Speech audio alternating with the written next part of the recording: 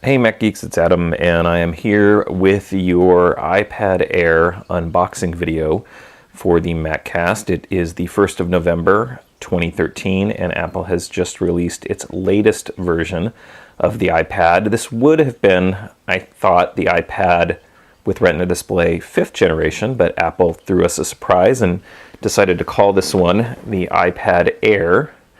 And it is called the Air to represent the fact that it is much thinner and lighter than the prior generation models. So this is what the packaging looks like, very similar to the packaging that we saw in the past. Still has the, and you can see that there, the shiny Apple logo on either end. That's something that they don't have on the packaging now for the new iPhone, the iPhone 5S. So if you watched the last unboxing video of the iPhone 5S, you would have seen that.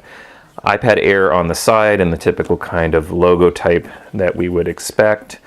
And then I opted for the 64 gigabyte model, doing a lot more movie watching on my iPad, and it tends to fill up. I took a look at what my 3rd generation iPad, I didn't go for the iPad 4, but my 3rd generation iPad was a 64 gig, and I was using over 32 gigabytes, so I decided to stick with the 64 gig model. And that really seems to be the big buying decision with the iPad Air now, is more what size to get. Also, you have the colors. This one is the new space gray and black, no longer slate and black, it's space gray, and we'll see that when we unbox it. And it's also available in the silver and white, no gold options on the iPads, and some people were maybe hoping for that. But let's go ahead and open this thing up and see what we got. I have a feeling it's going to be pretty typical. These unboxings have sort of started to become pretty much the same, and iPad's an iPad is an iPad. Now this one is going to have a different size, but in terms of the packaging itself, you can see it's very similar. So we've got the iPad in there and the new space gray color.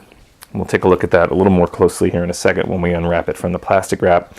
But you've got in the box the instruction kit, a little packet here. So we'll take a look at that. You lift that off. And of course, there is your lightning cable, USB 3 to lightning cable. And then the power adapter, which should be, let's take a look at this, should be the 12-watt USB wall charger. I don't know if you'll be able to make that out on the video or not, but there you go, 12-watt charger. And then, of course, our little instruction booklet designed by Apple in California. And if we open this up, I expect all the typical legal stuff along with the little one sheet how to operate your iPad Air, a couple little tidbits, and the ubiquitous Apple sticker, so you get your legal information, stuff like that. Seems a lot less. You used to get little booklets in here, and now it's just that. So let's take a look at the iPad Air itself. We'll go ahead and peel the hermetically sealed packaging off of it. Get that out of the way. And there you go, the iPad Air. I think if we hold down the sleep wake button, we can probably get it to come on. They usually come pre-charged. So there's our Apple logo. You saw me there for a second. We're getting a lot of glare off these things. These are really shiny. So let's just take a look at the different options. You've got your stereo speakers here on the bottom. Also the lightning connector, working our way around to the side. This is the Wi-Fi only model, so no SIM card tray on this one. But if you opted for the LTE versions, you'd have your SIM tray. You've got your microphone there. I think there's also a mic on the bottom. Also your headphone jack, sleep wake button, and of course your volume rockers and your, well, depending on how you want to set it up, your rotation lock switch or your mute switch. You've got iSight camera here on the front, and of course the camera on the back. Here's the other mic. So you've got dual mics on here, one here and one here on the back, and then 5 megapixel camera for iSight. And I called this one the iSight. This is a FaceTime camera, 1.2 megapixels, 720p. The big change here is that this has the new backlighting.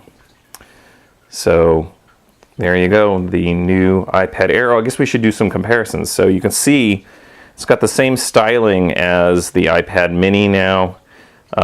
Much thinner, a little more squared off on the edges, a lot lighter on this one. I think the prior generation iPad was 1.4 pounds. This is coming in just at a pound, and when you pick it up you can really tell a difference in the weight. Feels like an iPad mini in your hands. You also notice you've got the narrower bezels on the sides, so when we bring up the display, not quite as much bezel as the prior generation, and so physically smaller. So let's take a look, just do a little comparison. So here is my iPad 3rd generation. It's going to be kind of hard to see side by side the thickness, but let's hold them up for you. And you can kind of see the difference in thickness there. Of course, this one has the 30 pin because I've got the old model. Just physically in terms of size, you can see that there is quite a bit, it's quite a bit narrower. If we put them side by side there, you can see how much narrower the new iPad Air is. Same height though. So same exact height, but those narrower bezels giving you a little more slimness on the sides. So that is how it compares to the 3rd generation iPad. Let's take a look at it versus the iPad mini in terms of thickness. Let's see if I can line those up for you there. It's a little bit tricky to do. Maybe if we set them on top of each other, you can see. So just about the same thickness now. My iPad mini is the old black version because the new ones aren't out in the slate. Well, you can get the iPad mini in a slate gray model now that Apple has introduced those. So if you go into the Apple Store, you can get that version. If you want the iPad mini with Retina display, that's supposed to be out sometime later in the month.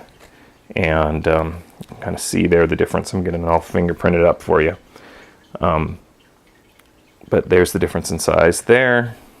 And if we move it over to the edge, you can see just how much larger a screen you're going to be getting on the iPad Air with the latest version, but you get all that thinness and some of the lightness that you are used to with the iPad mini. So there you go. That is unboxing my very now smudgy iPad Air.